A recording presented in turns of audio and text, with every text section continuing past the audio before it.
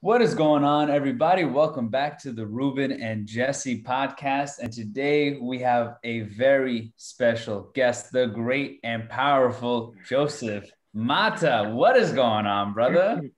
What's up, my brothers? How you doing? Living well, man. Living well. How you doing, Ruben? I'm great, man. I'll be here in sunny California. You know what I'm saying?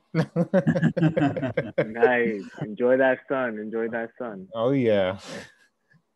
All right. Well, I'm super stoked for this episode. Before we got on, we were talking about how we've been trying to make this happen for a while. And I think the universe was just patiently waiting for this time because Joseph has some exciting things that are rocking right now that we're definitely going to get into in a little bit. And I think you as a person is very inspiring and fascinating. And I see you, bro. I see myself in you in many ways, and it's just exciting to connect with someone who's out there really doing the work and creating change in the world, in real life. IRL, bitch. IRL, bitch. Real life. Not just for the gram, in real life. Oh, This yeah. is what community really looks like. This is what pulling people to another degree of awareness and love. This is what it really looks like. Let's go. So I'm not about games. Yeah, absolutely, man. Absolutely. So I want to start at the roots. BX baby, born and raised. Talk about it. Let's get into it. Tell me what that was like growing up in the Bronx, and then we'll move from there. How you evolved and became, a teacher, then a yoga teacher, and so on and so forth. So let's go. Yeah, born and raised in the Bronx is your typical Bronx story. I love the Bronx. My community raised me. My family raised me. It's a tight-knit group. Anybody from the BX always rep in the BX, and there's specific reasons why, because the community is strong within there. But at the same time, people outside the Bronx may not view the Bronx the same way. And, I could get into that later, especially when I had not the best experiences at yoga schools once they found out I was from the Bronx. But I always had an affinity for mathematics. People asked me for help in their math classes when I was in high school. When I went to college, I majored in applied math and statistics. And even if we go a little back, I started practicing Wing Chun Kung Fu at age 16 with my twin brother, Peter. And if you know a little bit about Wing Chun Kung Fu, they apply math in the movement. They use these mathematical theories. For example, the shortest distance between 2 points is a straight line, so punching a straight line. So we were applying mathematics in terms of self-defense. So I always had that affinity for mathematics. And then when I went to college, I started applying the math, right? I decided to major in it, obviously. And the more I learned about mathematics, I saw how everything was interconnected, how we ourselves are mathematical beings. We're like numbers, and then we just attach storylines to it, and then we would call that our ego. But we're just these consciousness living mathematical proportions. That is exactly what we are. So we're just kind of this feedback loop, or this Ouroboros. We kind of feed ourselves. We build ourselves, and then what we build within ourselves is building back our future self. So this kind of mathematical feedback loop, this iteration, this fractal pattern, I began to realize that in college. And so I was meditating, thinking about all this math stuff, trying to tell my friends, like, man, you're the universe and infinity, everything's infinite. There's different types of infinity, stuff like that. So that was lots of fun. And Can you quickly go into, because this is something I'm currently really fascinated about, is like quantum mechanics and the flower of life and how these equations turn into fractal universes and all this shit. Like, this is currently in this moment of time, this is what I'm obsessed about. So I totally feel you on that. But I feel like your experience is unique because you have such a deep understanding of math, especially during that time. And it seems like you were already practicing consciousness work. And so even when you were in college and learning, which I don't think is a normal thing for people who are studying math and statistics in college. So how can you share some of the bridges you were making as you were meditating, as you were exploring your consciousness and what you were learning in school, that you started to put these pieces? What were some of the pieces you started to put together that blew your mind? So besides the fact that I was learning all this math, right, in college, remember I said I was doing the Wing Chun, which was applying the math, and practicing a martial art really allows you to engage your senses, right? To develop that situational awareness. So I had to, for self-defense, practice pattern recognizing, right? I had to see, am I in danger? Am I not in danger? What's the best distance for me to fight it? I'm recognizing all these patterns in real time. And that's very important because of you getting punched in the face, there's a feedback, instant feedback, which increases the learning rate. So I'm developing that situational awareness, right? Recognizing patterns for fighting, for self-defense. Then I'm learning the mathematics of the world, how things move in space. What are the governing dynamics of the universe? And I was bridging those two together because one of them I was doing with my body, the other I was doing with my mind.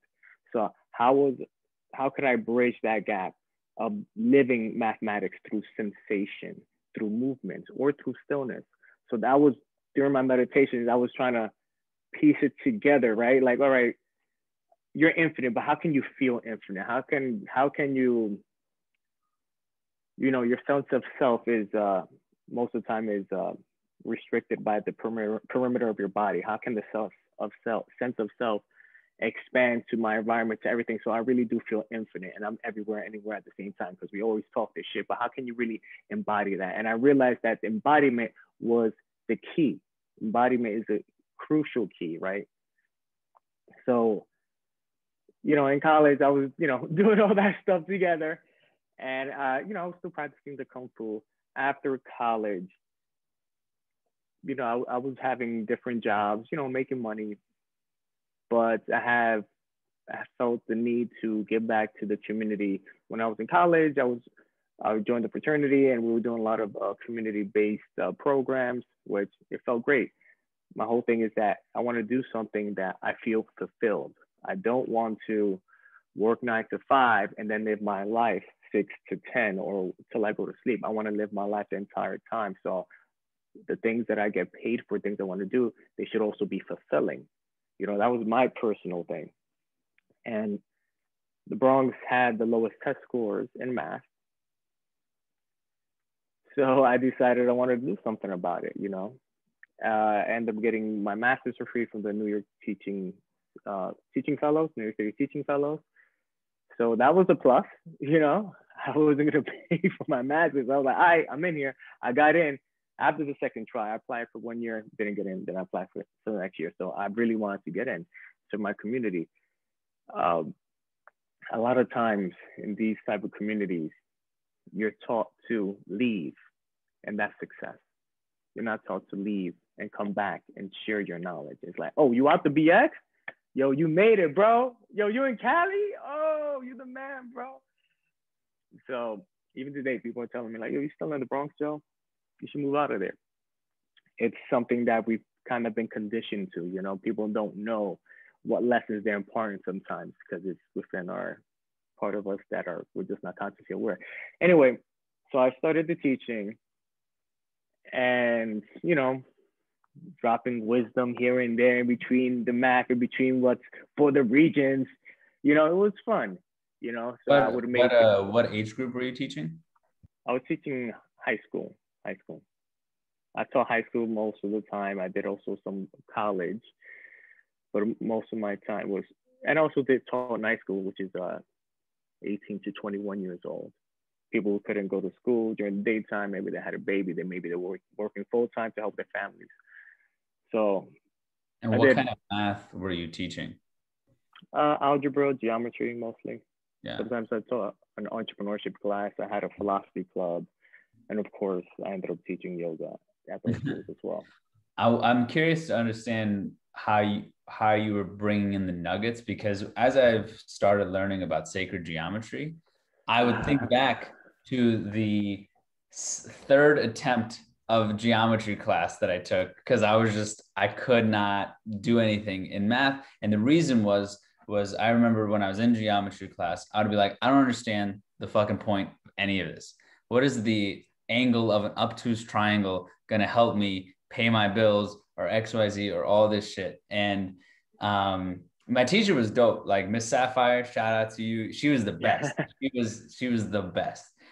She was a really amazing woman. But I just didn't understand why the fuck I was in that class and what it had to do with anything. And then now I'm learning this stuff and I'm like, yo, why did we not learn this? You know, like, why did we not learn how to apply geometry to our lives and all this stuff? And so I, as someone who had that awareness, I would love to know how, I understand that like there's a lot of restrictions as far as what you can teach because you have to prepare them for specific tests and they have to be ready. And there's a lot of, red tape on everything in education.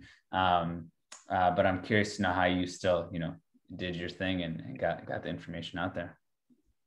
Yeah, definitely. So, I would always bring the philosophy like, well, you're using numbers, but what is a number? Like I would ask my students, what is a number? Can you define a number without actually describing it with another number? Can you describe one without describing 2 and 3? So made people think about what they were learning to begin with, right? Because you're using all these models or approximations of things. We'll call them numbers. And, you're using them. It's like, you know how to drive a car, but you don't know how to make the car, right? So I was trying to go to the basics.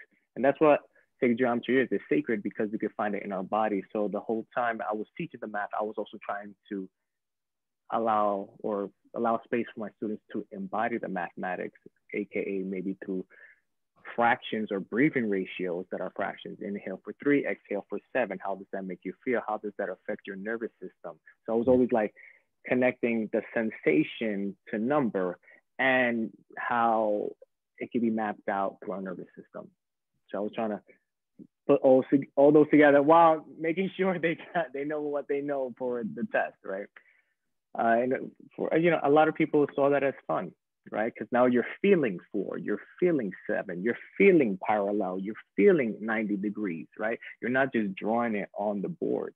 So adding the sensation, the embodiment, changed the way a lot of my students viewed the mathematics. They saw it as something that is living, not as something that is static, not something that's outside of their body, right? That happens to me all the time. Martha, why I gotta learn this? When am I going to use Pythagorean theorem on the block? Literally, just like that. When am I going to use it on the block, Martha?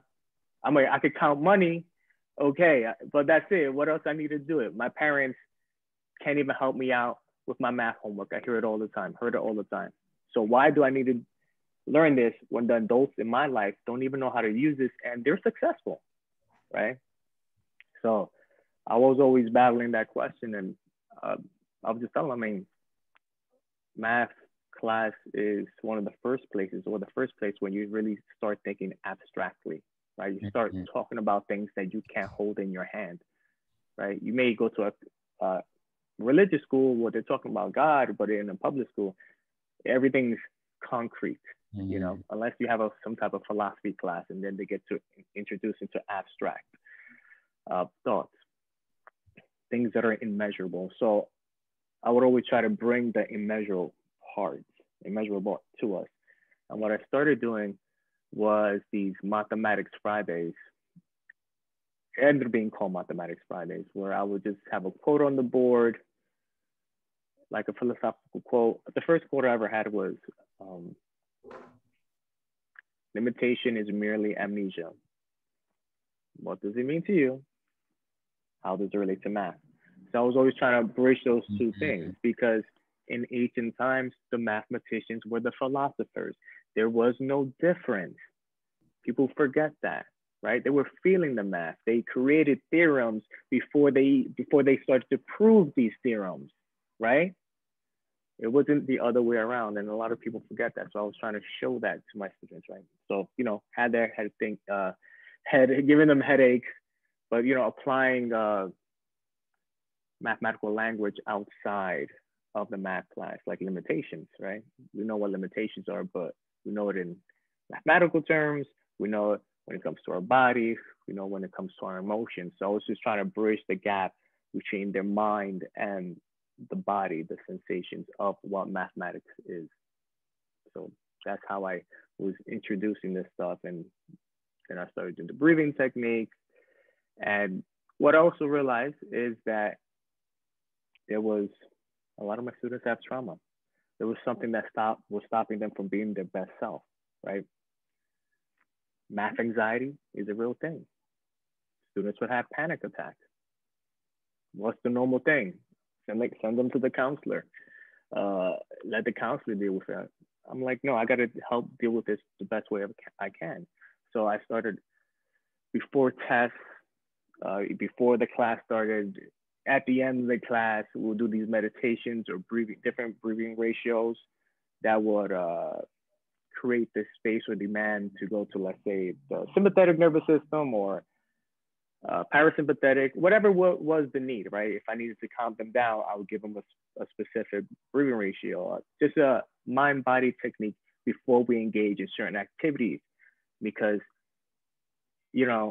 they tell you to go to sleep, but they don't tell you to properly put your body in place for you to learn and engage in the activity that you're trying to get an A in. So I was really I was bringing that into the classes besides the quotes, because I just saw that a lot of these young adults weren't taught that. Maybe their parents weren't taught that. So it's a cycle. So another feedback loop that's going on. They don't realize that they could change their perception. They don't understand how their perception skews the environment, right? The math is not hard. Why does it feel hard? How does it come up in your body? What's the first cause? When did that happen? What's the why of that? How do we work with that? So you could just ace this test and Mata is your favorite math teacher. You know what I'm saying? It was a way to support them, show them that I care for them, show them that I love them. I'm not worried about the math test. I'm worried about you. Are you being your best self? Because I can see your breathing pattern, the way you're moving your body. You're giving me all these clues in terms of where you are possibly in regards to your nervous system, what state you're in. I don't know. I don't think this is the best state for this test right now or to do this work. Are you aware of that? Are you aware of these patterns that are governing the perception? So, do we learn that in school? I didn't learn that in school. So I was trying to bring that in there. Like, listen, you should try this out. Take care of your body, take care of your mind. So then that's when I started bringing in the yoga. I was doing it in the class, but then I started teaching it after school. So my students are like, listen, you got to dedicate time for yourself. You learn about the world, but you never traverse the inner landscape. You need to do that inner exploration. You need to understand your why. You need to understand the governing dynamics of your perception, of your consciousness. That's when you really know the fucking math, your math. The math of the planet is great, but I got to understand my ratios, my patterns. So that's how I started bringing it into school to young adults. And then, but it was in 2012 that I got certified in yoga. I just took a class. So you were starting. I was already teaching. You were already teaching it. I was teaching since 2007. So, but I was really just bringing more of the sacred geometry, the philosophical aspects, bridging consciousness, right? It was all mental, theoretical, but I knew I needed to bring in the embodiment. How long have you been doing yoga yourself? Since 2012. Okay, so you I took a class. I liked it so much. The next month, I was like, yo, I'm signing up. I want the 200. Oh, wow. So tell me more about that experience. What got you to do yoga? Because again, like you talked about it from the jump, you talked about it from the beginning, as far as like outsiders looking in to the Bronx, right? Outsiders looking in, they're thinking, thugs, they're thinking hardcore dudes, they're thinking people who are, machismo, all this stuff, right? So, I mean, you were obviously outside of that box, because you were already bringing the consciousness work and the breath and stuff like that. And so just tell me, like, first of all, where was this yoga class? How did you end up going to this thing? And what impact did it have on you that same, like, it's like, you know, when you first, it's like you hear those stories when someone meets their lover and they're like, yo, we just knew. I mean, they get married in like 6 months or whatever. So it's like, what was it about that experience that just aligned you to, this is what I got to do? That's a great question. So beforehand, I was practicing Wing Chun. So when I was doing my embodiment work, it was more for self-defense. And then when I would have my meditations, I was always still. So unless I was doing some type of Kung Fu meditation, right? Qigong, right? Transferring my energy around my body. But it was usually for self-defense, the situational awareness. And then I would do my meditation, seated meditations for internal awareness. And then there was a time I stopped doing Kung Fu. I did Jiu-Jitsu for a while, ground Jiu-Jitsu. And when I took the yoga class, a woman I used to date took me to a yoga class. I was like, all right, let's go to yoga. And I fell in love with it. What I liked about it is that before, my practices were kind of separated in terms of like, this is my internal awareness time, I'm seated. This is my external awareness time, and it's with movement. I liked how yoga brought internal awareness to my movement, if that makes sense. So it kind of like bridged it for me, because every time I was focusing on movement, it was for self-defense. Now I'm moving for healthcare, self-care, proprioception, interoception, stuff like that. And, you know, I just became more sensitive to my body. And that's why I was like, yo, fuck it, I want to get certified. As soon as I took the class, I realized that the benefit I could have from that. So I jumped in. It was in the Bronx, Pelham Bay. Shout out to my teacher. It's called the Awakened Warrior Program. Did 200 hours, banged it out. And I was just, you know, I did it for me. I was like, I was already, you know, reading, you know, doing all this meditation stuff. And I just wanted to deepen my practice. That's what it was about. It was just solely for me. I never thought that I was going to teach. However, people just started asking me, hey, Joe, what's up? Teach me some yoga. Teach me how to meditate. You're always calm. You're always chilling. So that's how it really started. But it was never my intention to teach yoga. So people just started asking me, and then I just started providing it for them. Wow. I want to like go back a few pages in your story, because I grew up Coney Island in Brooklyn, like, and you just saying that piece where it was like, we're taught to leave. That's exactly what happened. I mean, I'm living in California now. Like, we're taught to leave. We're not taught to stay. And everyone kind of, when you leave, they're like, yes, you made it out, man. You made it out, brother. You're doing the big thing. But I definitely always think back, because I still have family in Coney Island. So I still go and visit family. And I'm always like, how can I bring this in? And I'm always curious because, I'm into yoga. I do yoga at least 2 to 3 times a week. My girlfriend's really big into it. But I'm always curious, like, how did you find not only these ideas of philosophy to bring to your mathematics and really get into that self introspection that we normally don't have access to in these locations, right? Coney Island, the Bronx, certain neighborhoods just don't have access to this. At least it's really hard to find. Nowadays, probably easier, but back then, I'm 31, so I'm like, back then, no one was teaching that. You know what I mean? Like, you had to like step out of the, Coney Island. I had to step out to see like, oh, these things exist. Like, no one told me about these things, going into Manhattan and seeing the city, and it's just like blown away because no one really, no one leaves Coney Island, for instance. In my case, no one left. I was the first one to be out and be like, oh, there's another world out here. So what like brought you to that work? Because I feel like it's so hard to find people that come from our perspective neighborhoods and really become really into philosophy, psychology, really like, I want to read more books. I'm looking at my bookshelf right now, and these books on the Hermetic philosophy. I'm reading a book called Fit Soul, that's beyond the body, beyond the mind, like all these things that we're looking at. And I'm not religious, but I study multiple religions because I'm so curious. It's like, what's the human condition? What can I understand about consciousness? How did you find it? I'm fascinated by your story, and that's why I keep coming back to that. Like, how did Joseph find it? Thanks. I appreciate that. So when I was 16 too, you know, back in the day, they used to have people selling books in the street, these Africans, amazing Africans. They always had the craziest books. And I picked up a book. I picked up two books randomly. Maybe not so random, right? I don't think so. One was called The Secret Science, and it was about Rosicrucian philosophy, which is Hermetic philosophy. It's a very basic book, but and there was another one which is really interesting.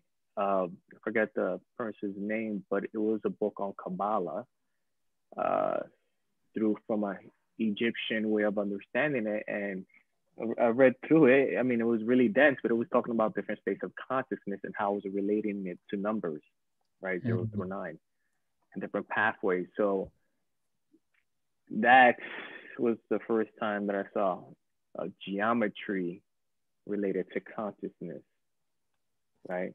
A visual geometric representation that has to do with something that's intangible. I mean, the square is intangible too, right? It's a concept, but you know, never in regards to consciousness. So that was the first time. I had one friend who would always talk about this stuff. So,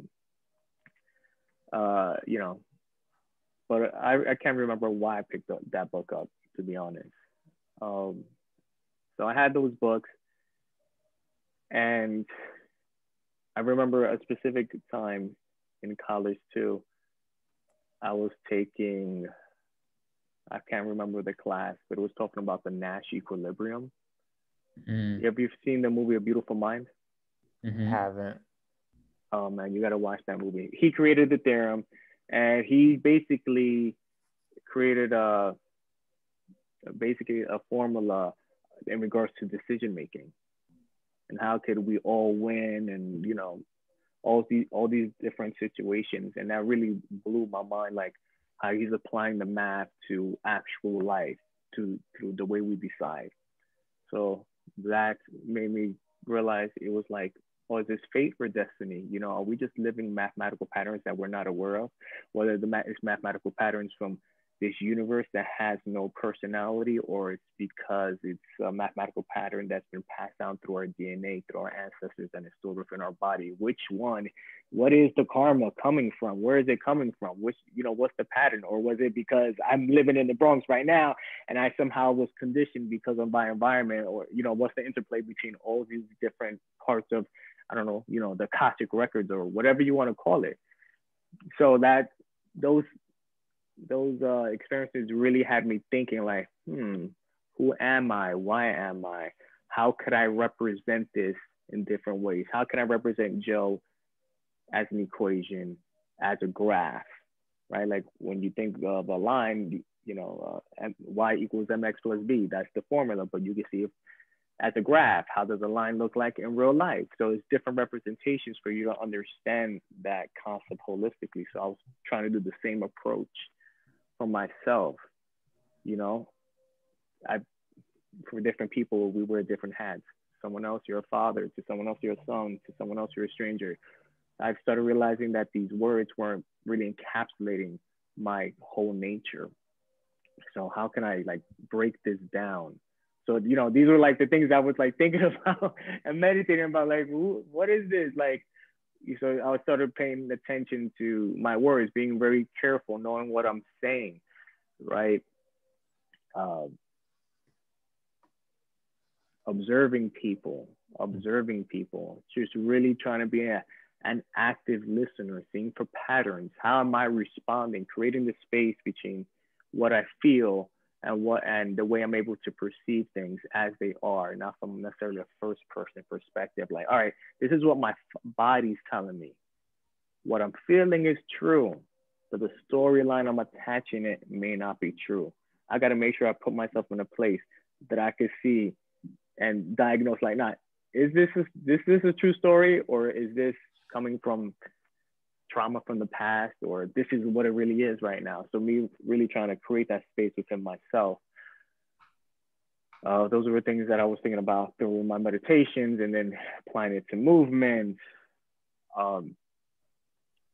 Yeah, definitely coming from the Bronx, it's not like that. But So you definitely can find people. Sorry, I'm sorry. Zoom. Go ahead.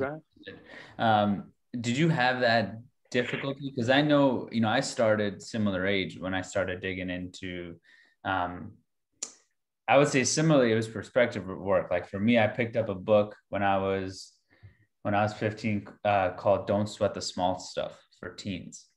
And that book, I wasn't even into reading. I just had such bad anger issues as a teenager that I was like, I gotta like figure this out because this isn't working anymore. And so I picked up this book, and that one of the lessons that book taught me was was empathy. It taught me that like, hey, if someone says, it was very simple, it was a simple book, but it was something along the lines of like, hey, if someone does something to you, consider what their day was like. And that little nugget like changed everything for me. Because up until that point, I only saw life from my perspective. Like if things happened, they were intentional. If someone acted a certain way, it was intentional or it was against me. And then this was the first time that I was like, oh, we'll consider other people's perspectives.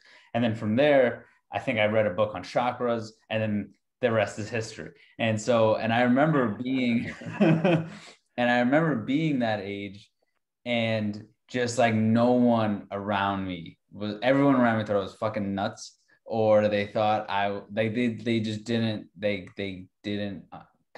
know how to connect. I didn't know how to connect to them anymore at that point, because I was very much, I grew up in Bensonhurst. It was fucking, people were getting into fights every other day. It was crazy. It was just nuts. And then from there, I just had to kind of just be on my own for a long time. And so and it's interesting what you're talking about, because I'm curious to know, were you always, and we're going to get back to 2012 and how you started to teach yoga in a minute, but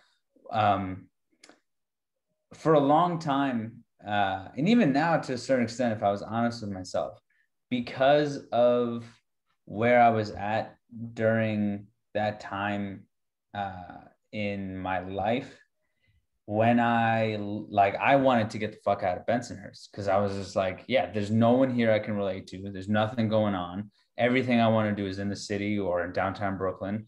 I gotta go. And then for a while, I was just like, I'm never going back to Bensonhurst. Like, I'm just not, I have no interest in being there. That place didn't, like, I didn't feel like, at the time, I didn't feel like that place did anything for me. Now, as I'm getting a little bit older, I'm looking back and I'm like, oh, that place actually taught me a lot of shit that if I didn't have that experience, I don't know who I'd be today. And so now I more and more can think about like everything that I want to build. I want to build it close to Bensonhurst. I just want to build it in Brooklyn because that's my home, where I'm from. But I'm curious, did you have that inner struggle at some point? Was there any point of like a hermitude where you were just like, no one around me gets what the fuck I'm into? And was there ever any animosity or resentment for the Bronx in your experience?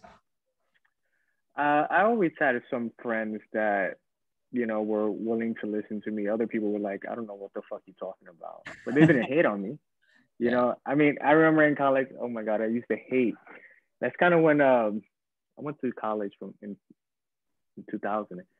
And that was when, I forgot what year it was. It was, The Secret came out, the movie. Everybody was talking about it. And I'm here like philosophizing. And they're like, oh, you got that from The Secret. I'm like, I never saw that. I got that from my meditations. No one wanted to believe me. So it was really annoying. I'm like, no, I'm meditating. This is what I got.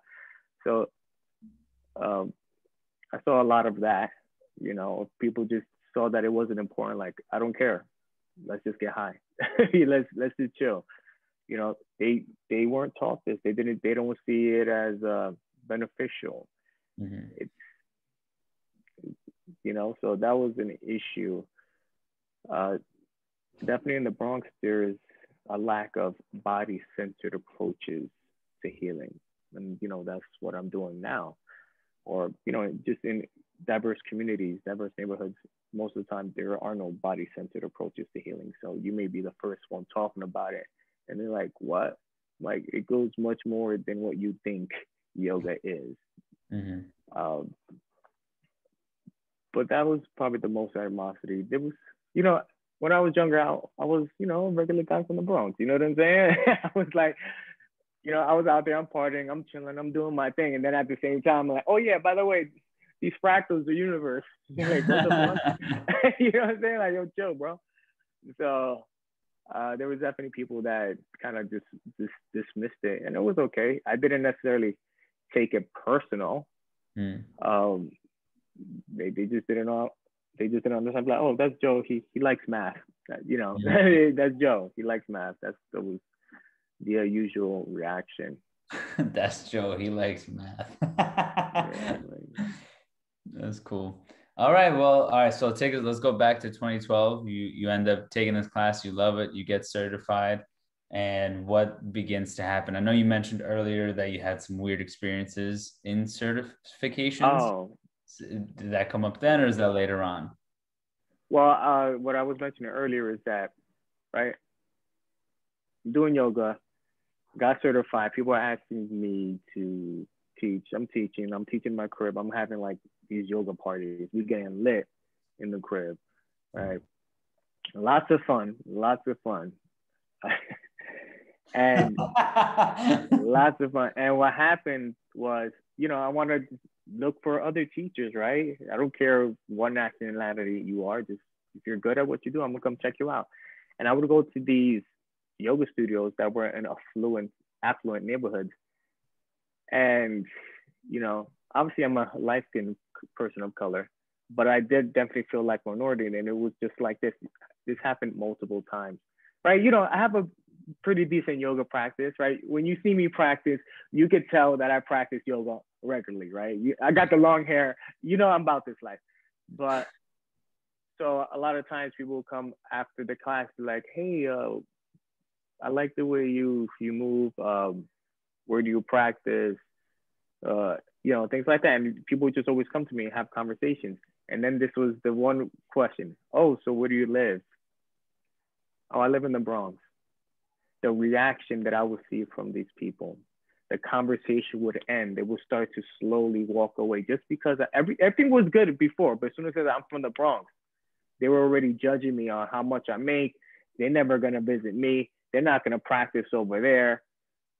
Right. And I experienced this multiple times. Just me saying I'm from the Bronx. That's all I said. I saw that. And I said, why the fuck am I leaving my community to go to another community to feel like this? Mind you, I'm light skinned. You feel me? So then I was like, yo, I'm gonna just practice at home. I'm gonna practice down the block. I'm gonna go practice in the park. So the only time I would go visit yoga teachers if I was referred to. I was referred to by them by a friend, a yogi friend of mine.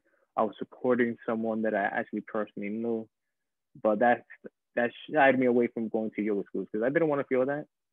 Obviously, you're asking me because I'm doing something that you may want to learn as well, or we could share notes. But just the fact that I come from a borough that you never been to, or you know all those scary stories you hear, you're judging me. 1 minute you were loving me, it was welcoming, and now you're separating yourself from me just because of my location, because of my upbringing. What is that about? So I saw that play out many times.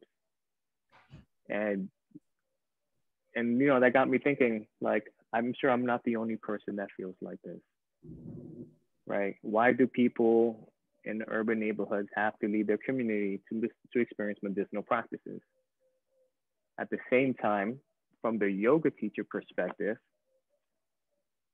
you know, I hear this all the time. Someone told me this recently, like, yo, bro, you want to make money. You know where to make money, right? You're not going to make money as a personal trainer, as a yoga teacher, as a body worker in poor neighborhoods. You're going to make money in affluent neighborhoods because they can afford you.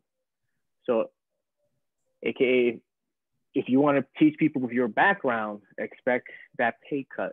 Expect you not being able to make a living off of this. So then you have people of diverse backgrounds pushing you to just work in affluent neighborhoods. And what happens? That produces scarcity in non-affluent neighborhoods. right? So so I was, from the student perspective, I saw a problem. From the teacher's perspective, I saw a problem too. Nobody that I know really wants to deal with that. Some, but not most, is just go make that money. You know, at the end of the day, they're still teaching yoga to people who are learning, who are trying to grow. But, you know, I'm about this life. If I say I'm gonna help my community, I've been helping my community as a math teacher. I started through body work. This is what I do. I don't have to. Why do I have to leave my community, right? We're all these people talking about representation, but you as a yogi, always you're never in your own hood teaching. You're never in your own hood. What's it about? Why? Why is that? How can we change that? You know, so I wanted to tackle that, and that's what I did. So, and I was just getting a lot of referrals from people in the neighborhood. You know, I was very outgoing in my college days, so, you know, I know a lot of people. So I was just getting referred to, you know, whole sessions and stuff like that. So I never had to necessarily join a yoga school or teach at a yoga school. I was just doing my own thing, but I was doing it in, you know, places where the students were mostly people of color for the most part. And, you know, I was just filling that gap, plain and simple. And I'm just trying to inspire other community leaders to do the same. I mean, teach wherever you want to teach. But for me personally, it's all about how much of an impact I can make. Who needs it the most, right? I need to make my money, of course, but I need to balance it out in such a way that my impact is the most, is equal, is fair. So that's what I'm about, straight up. Awesome, man. Woo! That was good. Go ahead, Ruben. What are you gonna say? No, I think I was just gonna ask. Like, you've been doing this for many years. Then, like, obviously, you're still doing it based on what I've saw on your Instagram so far. You've been doing it for many years now, correct?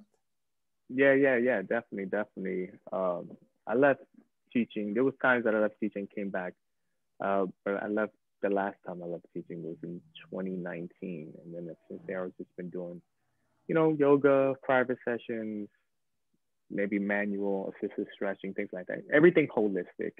Mm-hmm. So, when you started teaching yoga for students after you got certified, and you started doing like you said, you started doing the after school program, what was that? What did that experience? Well, I kind of want to know both. Like, when you began to be a teacher, because they say the best way you can learn is through teaching. And so when you became a teacher, and because it sounds like you already inherently knew that you were someone who was supposed to be out there in your community supporting these kids, and supporting not just these kids, but just people in general. I'm curious to know, by sharing what you shared with these kids, how did you see them change, if at all? How did you see that evolution when you started bringing the math into their body? And then also when you started teaching the yoga, what was that enhancement like? How did you see, because then that's kind of the whole picture, right? You were sharing the breath, you were bringing the math into their body and into their mind. And then with the yoga, it was like a total integration of all of those things for you, at least the way I understand it.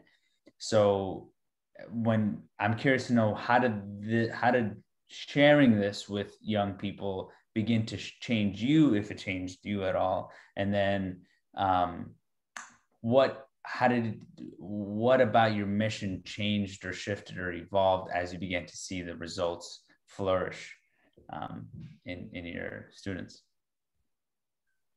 Yeah, so that's a great question. Definitely the deepening the connection between the mind and body, right? People were just living in their minds, thinking about the past or present, or they were stuck. They had these sensations that were stuck, like anxiety, panic attacks within their body. So I saw both. I mean, being a teacher alone, you know, looking from the teacher's perspective, knowing how different groups of people are hanging out together, how people are responding to each other, different classes. It's a awakening and experience that in and of itself, right? Seeing it from that perspective, like, oh man, I wasn't even thinking about that when I was in high school. Look at these kids now and how they are different because of the technology they have, things like that. So I definitely learned from that. What I began to realize is teaching these students is like, where's the problem, right? Is it who's to blame? Are they failing the test because of something with their mind or their body? Are they failing the test because these behavioral patterns that are not good were taught to them by someone in their environment, which I'm not a part of, right? Because I only see them for an hour a day. So where are they learning this, and how can I deal with that? You know, is it the parents teaching them? I don't know. But what I realized while I was teaching these students, for me to create a bigger impact, you know, I had to teach adults, right? I was teaching adults on the side, but when I was in the program, I was teaching mostly high school students, and I was teaching adults in my crib, having the yoga parties. So I wanted to branch out and focus really on working with adults because they just don't know. Like I just went into this whole math yoga world, but you know, out of my friends, I maybe know one person, two people from high school. You know, someone over 20 years that like I knew since a kid that actually are yoga teachers and stuff like that. You know, most of my friends are not. You know, they're not into this type of wellness, not this deep, right? So I felt that I needed to teach adults or people that were going to be future parents, and that's how I can make a positive impact. Like, imagine if it was your dad that taught you how to meditate, your mom taught you yoga, or your brother, your older brother. Imagine that, and you were passing down that lineage to your kids. You know, a mindfulness approach to dealing with issues, a body-centered approach to dealing with trauma. Imagine that was taught within the family. So I really started thinking about that. And I said, for me to do that, I got to teach these adults. So that's what I really learned. I was just trying to find what's the archetype, what's the first cause, and what's the best way I can make an impact. But, you know, I learned a lot. My students, regardless of their age, are my teachers too. You know, it teaches me how to listen. It teaches me how to pay attention. At the same time, I have to make sure that what I say is works for them, not just, let's say, something that worked for me, right? And creating space. You know, my favorite quote is a teacher, Lao Tzu, a good teacher tells you where to look, but doesn't tell you what to see. So I always was creating that space. Like, now it's up to you, because your ass is not going to be dependent on me. A good teacher is always temporary. A good teacher is always temporary. You don't go to the same teacher for life. I mean, you know, you can have a mentor and stuff like that, but you're going to have to one day do this on your own. There's going to be a time that I'm not there, right? And that's what I was thinking about, because, you know, run to your math teacher. I'll be here. Run to your counselor. They'll be there. But what happens when they're not available? What happens when your best friend doesn't pick up the phone? What happens when your support system is just offline? What happens? You got the first support system, your breath and your body. And most people don't realize that, like, you need to have a protocol for yourself when you're not feeling well, how to put yourself back in check before an interview, before any stages of your life that you may experience some type of challenge. What do you do? How do you do it? So my mind was really focusing on that to try to help these kids, because sooner or later, I'm not going to be their math teacher anymore, right? They're going to graduate. How can I instill something that can grow on its own, that they can be held accountable for? So that piece of like trying to create space for people to be independent and make it their own, you know, yoga, breath work, whatever it is. This was on I guided them along the path of self-discovery and developing that awareness that I feel comfortable that they can do this on their own and not hyperventilate, you know, and get into a bad position. Everything's, you know, safe, stable. It's fascinating that you're bringing this up, and if you don't notice, I'm taking some notes because Joseph, you and I are like so aligned because I currently teach, for instance, but I don't teach math. You know, that's a whole another story. But I do teach soft skills to people of color. So I work for an organization, a nonprofit that helps people from our kind of communities go into the corporate workspaces. So actually, I used to work for this organization. I don't share it on the podcast because I don't want anyone to know. So I'll tell you after. You probably be very interested because they do have a New York location, and we used to get a lot of our students from the Bronx. And our goal was to make sure that we got them into the corporations to make sure that they make a good income. So, you know, we work with like Facebook, Google, you think all the big tech, all the big finance firms in New York City. We work with them to get our students internships in there, and then we help them get a job. So my job here in the Bay Area for now is to train them in terms of soft skills, right? And a lot of what you're saying is like, you know, teaching them like planting those seeds, because knowing that I'm only temporary, I'm not going to be here forever, but how can I plant seeds for them to help them in terms of my job is to make them resilient when they go off to the workspace, because it's not easy, it's not hard, especially when I'm looking at a student and I'm coaching them, for instance. I'm looking at exactly how you're talking about. So you're speaking my language and you're like, oh, what is these challenges that they have? Why does this person continue to bring in late assignments? We tell them to do these assignments, have this objective, but it's consistently late. What's wrong there? And like my job is to really dig into that, coach them around that, find where that pain lies, whether that's in their body or in their mind, or maybe some traumatic event that might have happened, and then work through that. Like, okay, well, let's solve this together. And it's just mind blowing that you've been doing this for so long, and I just started last year. And I'm like, in my head, I'm like, can we just clone Joseph and like make a bunch of him and put him in like all these locations? Because I think we need so much.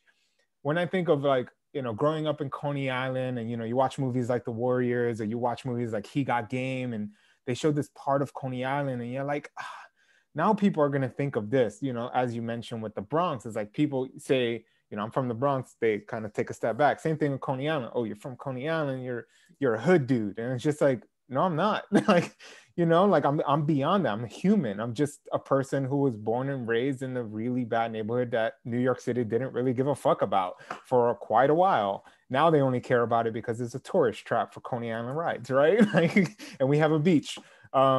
But I'm like, why can't we bring this more and more? And as Jesse's saying, I'm getting a little passionate, so I apologize. Because it's just, it makes me upset that this doesn't exist in more of our communities. And one thing I want to learn from you is how you built trust with the students. Because I think that age group that you work with is so paramount to begin like, hey, let's start bringing this in now, planting those seeds so that when you go off, you make all that money and you come back, as one of our previous podcast guests talked about, you go into the cave to grab the gold, but you always bring the gold back home and teach others like, hey, I know where to find the gold, bring it back home so that we all succeed. We all learn these beautiful things about consciousness and just understanding ourselves so we can cut the ties of that generational trauma, which is something you mentioned earlier, that it's coded into our DNA. But how can we break those chains and be like, that's not me anymore. My family, now this new family, I'm creating this new lineage. And it sucks because I always tell my students, like, you are the new lineage. It's going to be work, and you have to be okay with that.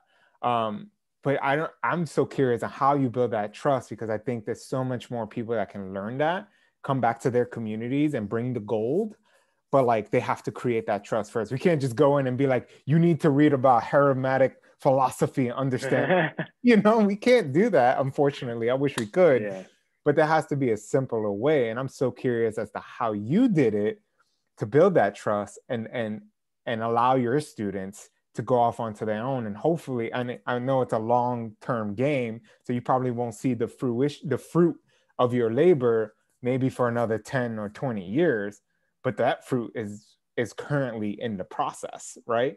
So how do you work with that? How do you build that trust and be okay with the fact that that fruit of your labor is not going to be built for many, many years down the road? It's not like right now you're going to see the fruit of your labor. Yeah, the first way I built trust was honoring their opinion. You know, in a math class, the answer is 4. That's it. The answer is 4. You're right, you're wrong. That's it. But when I was bringing philosophy and yoga, I would ask them their opinion. What is the meaning of life? How does anger show up in your body? Right? Because they may not be good in math, but they're good in other subjects. They're really intelligent. So the moment I showed them that I care about their feelings and how they feel about the world and themselves, as opposed to tell them how they should feel, how they should view reality, that started to develop the trust because I had a conversation with them. At the same time, living by example, you know, in between classes, I would try to do a handstand. You know, I'll bust my ass, or I'll do some yoga and they're like, yo, what the fuck are you doing? And I'm like, yo, it's yoga. You know, so piquing their interest because they never saw that. Obviously, I was the only teacher doing this shit. So that was intriguing to them, but really listening to them, valuing how they feel, especially as young adults when they're always told what's right, what's wrong. Young adults are always, you know, a lot of things are being imposed and pressed into their psyche at all the times, whether it's in school, in their crib, outside. Someone is telling them how to think and feel. And I said, no, tell me how you think and feel. Let me see it from your perspective. And that's what would really open it up. And me just, you know, being myself, like, yo, I'm doing yoga. Oh, leave me alone. I'm meditating. Like, what is he doing? You know, and number 3, people caught me in the hood, right? Like they see me on the, like, oh shit, that's Mata. Like, he really from the BX. Oh shit. Or they'll see me on the train and, you know, my eyes would be closed because I'm meditating on the train. Like, oh, he does this. He's not talking shit. I saw him on the bus with my mom and he was like this the whole time, you know? So just leading by example and just listening to them was what really, you know, developed the trust. At the same time, to have organizations, people in general to buy into this practice. Like we all know people suffer from trauma. When it comes to families, when it comes to people of color, you could have what they call collective trauma. So why isn't there collective healing? Tell me why. It could be a yoga class. It could be a meditation session where you and your community is healing together. A lot of times people heal with a therapist, with all these, you know, professionals, but it's always one-on-one. But you may share this experience with your sibling or with another person of color or a person in your neighborhood because they were there when a certain experience happened, right? So why isn't there more of a push for this collective type of healing? Why is this all this one-on-one? So, you know, that's what I bring to the table. Yeah, absolutely. Like that's something that's been, because community, and I want to talk more about this idea of community, because again, this is something that's been on my mind a lot after I came. So I was living in San Diego. I don't know if we ever talked about this, but I was living in San Diego for about like 7 months. I was completely by myself. I didn't know anyone out there. I was living in a beach town. I wasn't living in the city. I didn't have a car. And it was a family. There were families or there were retirees. So everybody was like in their 40s or 60s. And I'm 22 when I was over there. And I didn't know anyone. And I'd never been alone in that way before in my life. You know, I grew up in Brooklyn, you know, there's people everywhere. There's too many people. And then I go to a place where there's like, it's just nothing. And after that experience, I was like, holy, like I realized how important community was from that experience. And so when I came back, it's been an ongoing practice of cultivating it. And one of the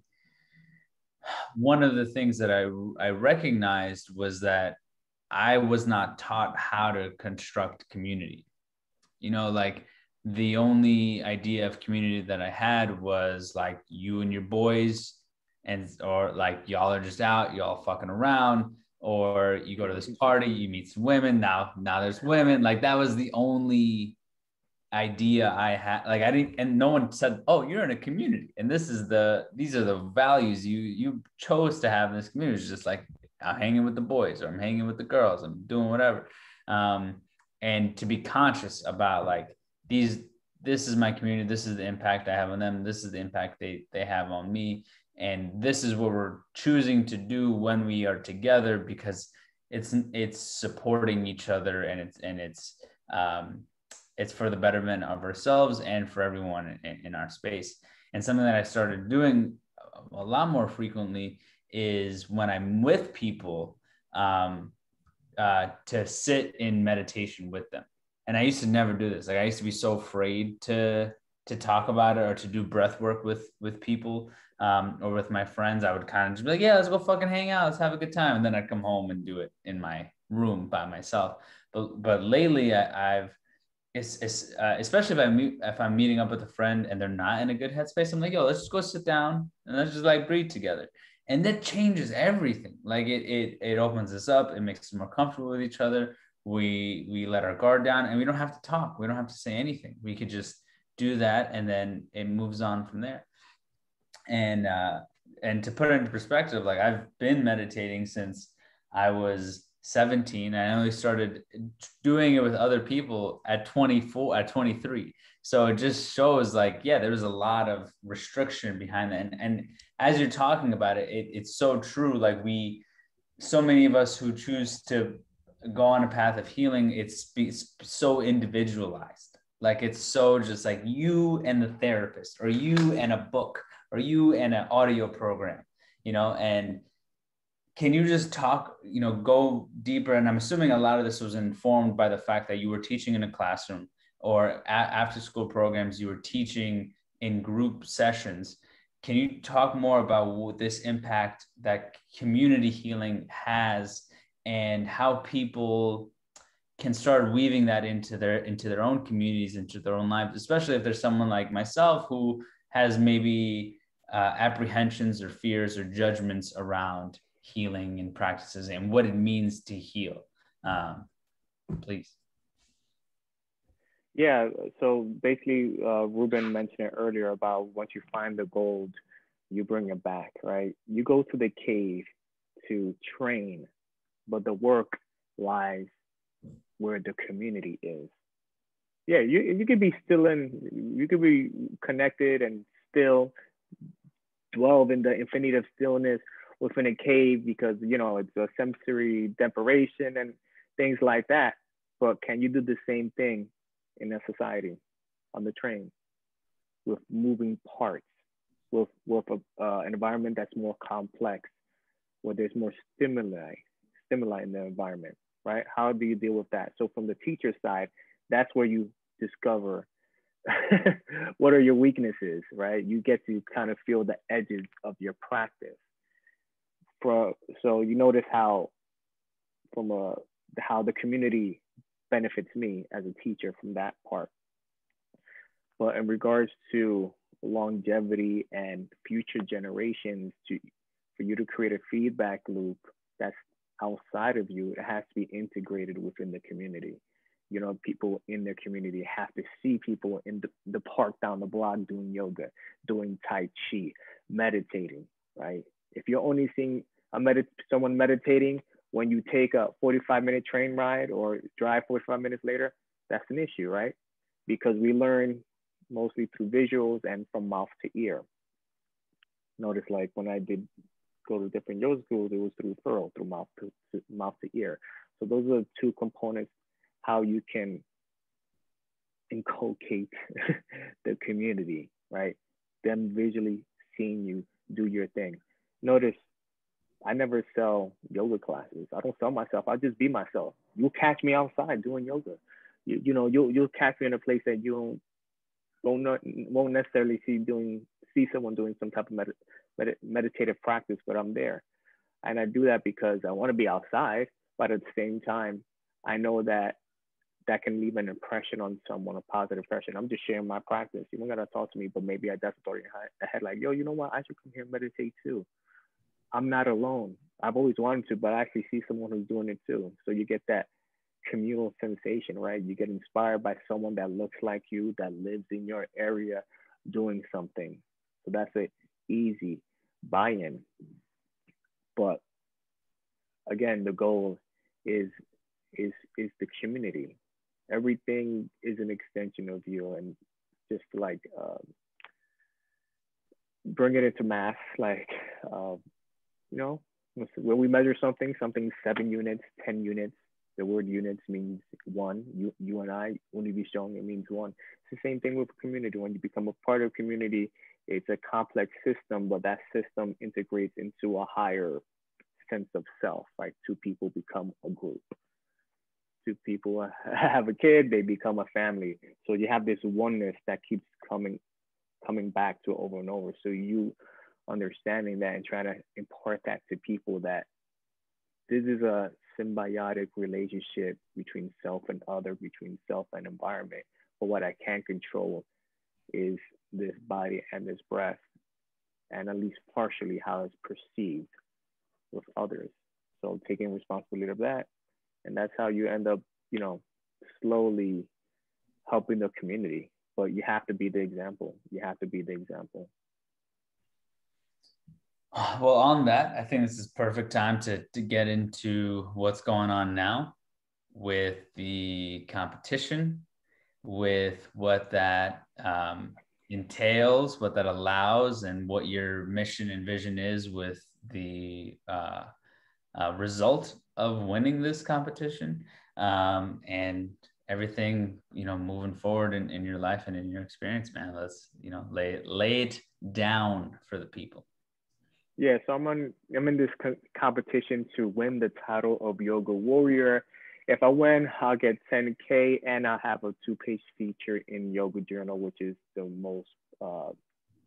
largest publication within the U.S. I'll be the first Dominican Ecuadorian man born and raised in the BX to be featured there. So I want to win this competition for representation. I want to make history. Number 2, I get 10K, and I want to develop a community, right? Most of the time, these yoga teachers are working by themselves because they're working at different yoga schools. They're their own entrepreneurs. They don't have a sense of community, specifically people of color. At the same time, community for the yogis as well. How many times did you really engage with someone you took a yoga class with?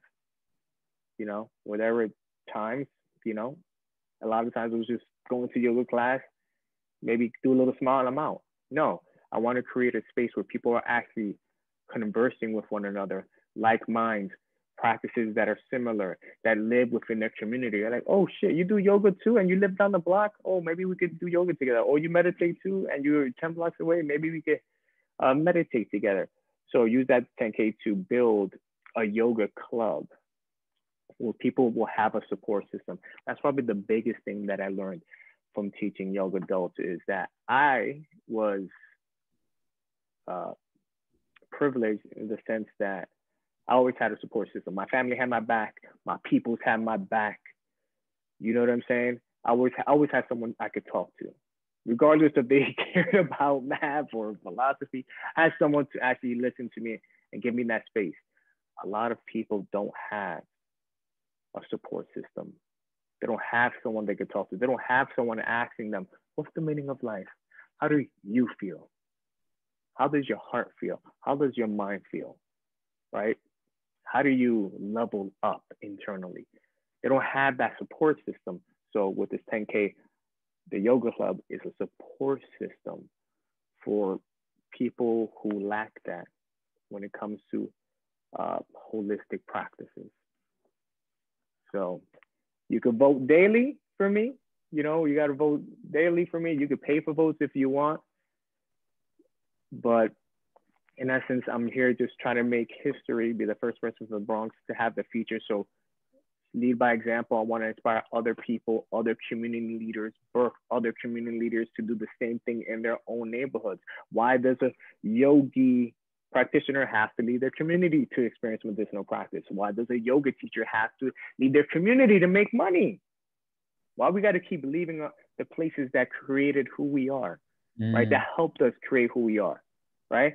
That's that shit we were talking about. Leave, but don't come back, right?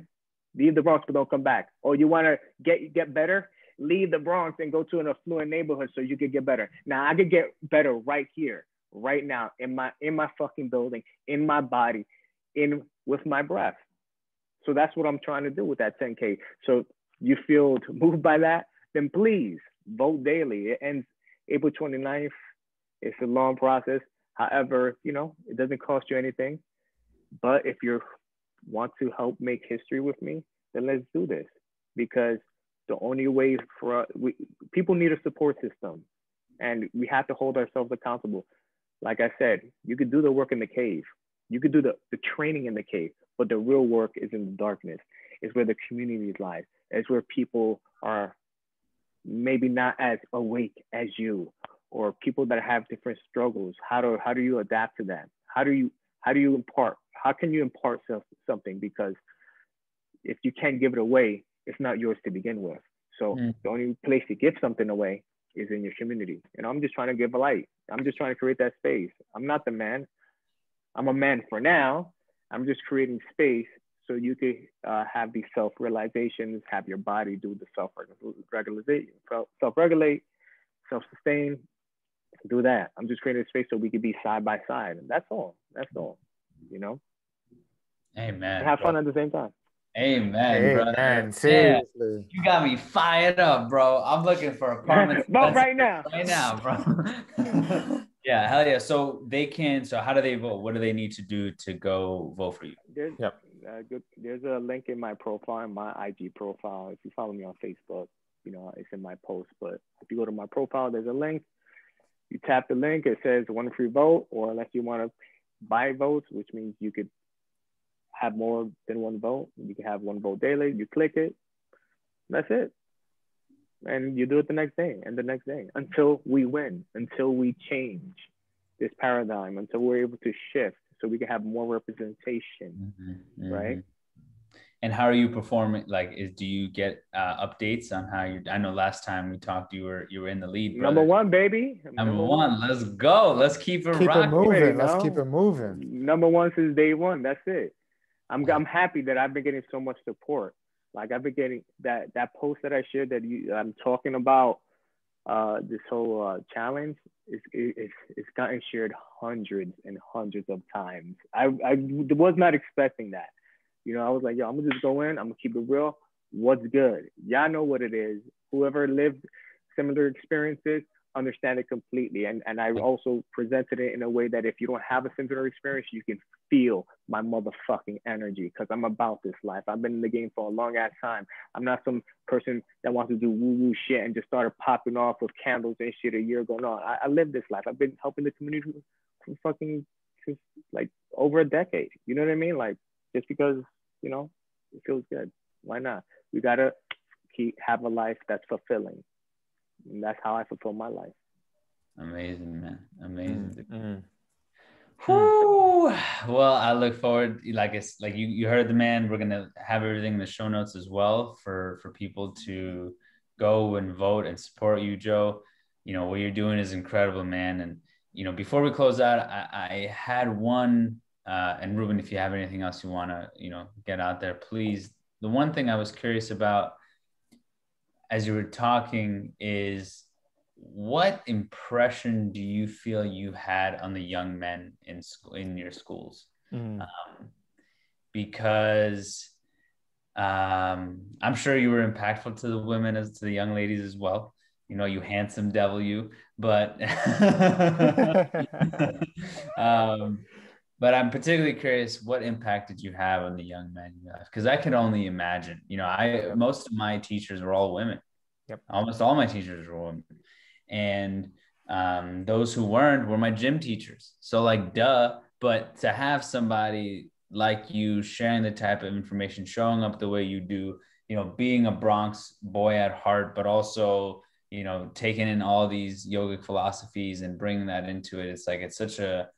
And you show up in that way too, which is a great equilibrium between the masculine and the feminine energies. And I can only imagine if I was 15, 14, 16, 17, whatever I was, and had someone like you in my life, just setting, like you said, setting that example. So if you could speak into that, like what have you seen that impact go towards these young men in your life?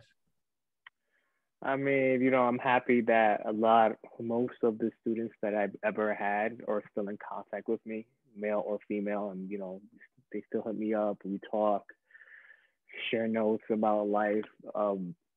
Impact is that I had them thinking, I had them feeling, I had them observing. They began to question themselves, like, is this thought my own? What does a man mean to me? What does success mean to me? How can I be strong and soft at the same time? Because I'm coming in with that energy, but I'm also looking very relaxed, right? So they were always observant of that and talking about that. Like you can have strong energy, but you could be relaxed too. So I'm happy to say that I was able to mentor many young adult men to become the best version of themselves, and I'm happy. At the same time, it's a co-creation, right? I just created the space, and I learned from them as well. But it's still definitely for them. It was helping them be a balanced man, a Renaissance man, not just a dude from the block that wants to fight all the time and has to represent. It was a lot of defensive mechanisms going on, fulfilling a character of what's a real ass motherfucker, you know what I'm saying? So having those conversations of what does a real man mean to you? How does a real man show up in life, in the crib? How does a real man show love? I'm talking like, you're like, yo, I love y'all. Do your fucking homework, but I love you. You know what I'm saying? Showing affection, pounds, hugs, whatever. Because, for a lot of young men, they don't get lessons on compassion. They don't get lessons on empathy, right? They sometimes, they just go cry by themselves or something like that. So being their support system, like, listen, man, I'm here for you. No judgment. Just be yourself and explore what that means for you. Because at the end of the day, these are feelings that you feel, not me. Awesome, man. Well, Ruben, unless you got anything else, close us out, brother. Yeah, the only last question would be is if you could gift any book for a young adult to read at this time in our current state of the world, what would that be? That's a tough one because I have a lot of books that I read and I love them all. I'm like, I guess a general one without getting too mathy or too much into anatomy. I would definitely things that would have to do with emotional intelligence. There's a book called Emotional Intelligence 2.0. I can't remember the author. If I had the book here, I will show it to you, but I gave it to a friend. But it's called Emotional Intelligence 2.0. It breaks it down into 4 stations: how to develop social awareness, social management, self-awareness, self-management, and how to develop your EQ. I think that's probably the best part because as part of it, it's awareness. It's developing the awareness, and that's what yoga does. Like you have to do practices to help you deal with awareness. Right? Most people, when they move their body, it's to look good. It's aesthetics. You working out because you're going on a wedding, right? But if you can move your body or work with your body in such a way that you're building awareness, then that's when people could really level up because it could start going more internal, right? Emotions, not just proprioception, but they're all interconnected, right? It's self-discovering or rediscovery. Thank you so much, Joseph. Thank you for your wisdom. Thank you for all these. Look at all my notes here. And yeah, we definitely have to have you back on, man, because I've definitely felt good energy in this podcast. Appreciate you, man. Appreciate everything you're doing, freaking warrior out here up in the BX. All day, all day. Just taking over, brother. So I appreciate you, man. Thank you for coming on and talking to us. Yeah, I appreciate you guys too, man. Thank you. Thanks everybody who tuned in. As always, keep tuning in because this shit is dope. And go vote for our man Joe because he's here doing it right now. Mathematics. Mathematics. It's in the description below, folks. All you gotta do is click. Go ahead, please go vote. Let's make history. Let's change this paradigm. Let's have a good new future ahead of us. Thanks everyone. Peace.